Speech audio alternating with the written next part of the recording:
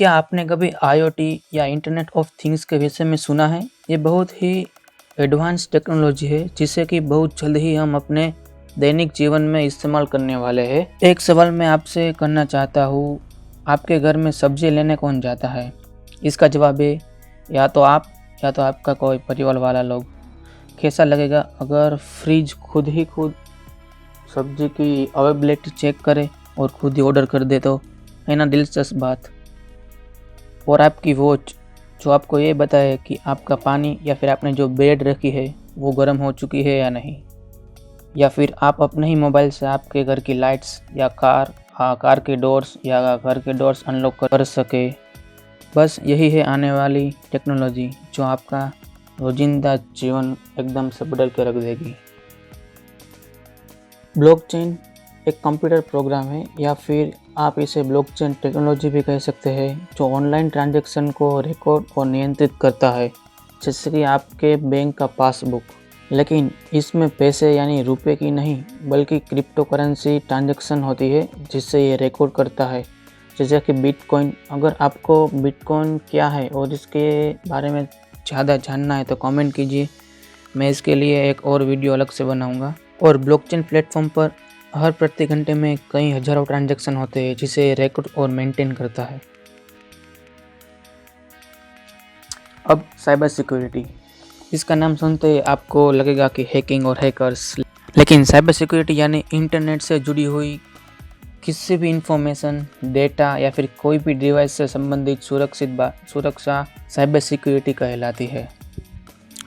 इसमें कई सारे प्रकार आते हैं, जैसे कि application security, information security, data security, network security. और पिछले 5 या 6 सालों से इसमें कई ज़्यादा वैकेंसी और डिमांड बढ़ती चली जा रही है। वर्चुअल ऑगमेंटेशन रियलिटी, तकनीकी क्षेत्र में पिछले कुछ वर्षों में कई सारे बदलाव किए गए हैं। इन बदलाव को चलते दुनिया को देखने का नज़रिया ही बदल चुका है। ये ऑगमेंटेशन रियलिटी और वर्चुअल रियलिटी के लॉन्च ने विभिन्न व्यवसायी क्षेत्रों को पूरी तरह से बदल दिया है।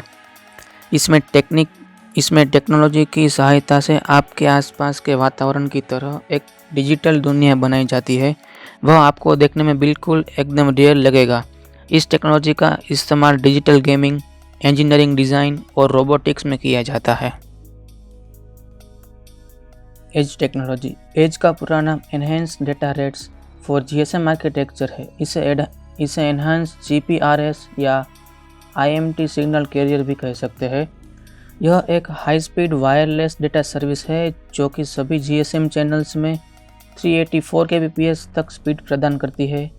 इसे स्पीड से मोबाइल फ़ोन या कंप्यूटर यूजर्स मल्टीमीडिया तथा अन्य ब्रॉडबैंड एप्लीकेशंस को चला सकते हैं एवं सेंड तथा रिसीव कर सकते हैं, जैसे हमें इसके द्वारा ऑडियो वीडियो को स्ट्रीम कर सकते हैं आदि।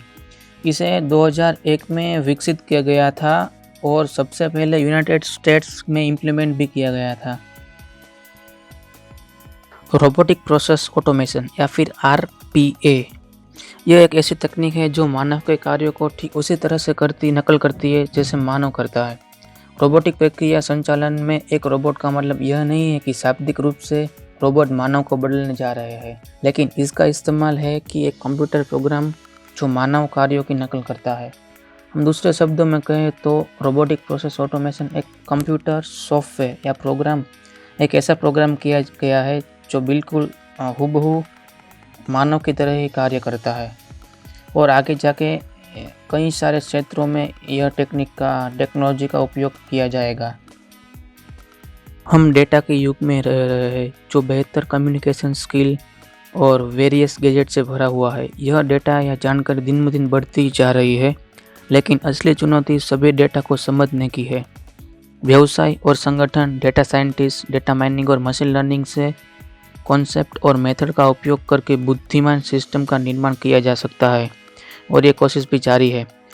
अब what is machine learning? Machine learning एक कंप्यूटर विज्ञान का वह क्षेत्र है जिसकी मदद से कंप्यूटर सिस्टम डेटा को उसी तरह से प्रदान करते हैं जैसे कि इंसान करते हैं।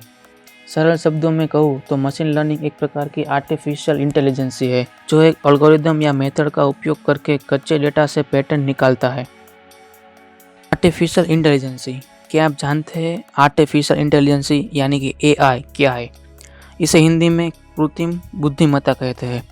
जब से कंप्यूटर का आविष्कार हुआ है तब से इंसानों ने लगातार कंप्यूटर का इस्तेमाल काफ़ी बढ़ा दिया है। वो इन्हें अपने सारे काम करने में लगा दे रहा है, जिससे हमें उन पर ज़्यादा डिपेंड होना पड़ता है।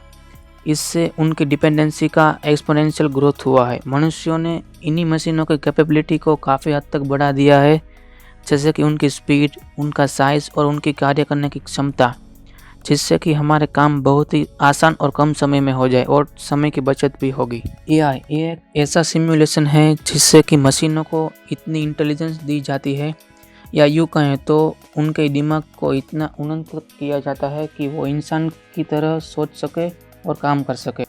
ये प्रक्रिया मुख्य 3 प्रोसेस में शामिल की है। वो है पहला लर्निंग, जिसमें मशीनों के दिमाग में इंफॉर्मेशन डाला जाता है और उन्हें कुछ रूल्स भी सिखाए जाते हैं, जिससे कि वो उन रूल्स का पालन करके किसी दी गई जानकारी को इस्तेमाल करें।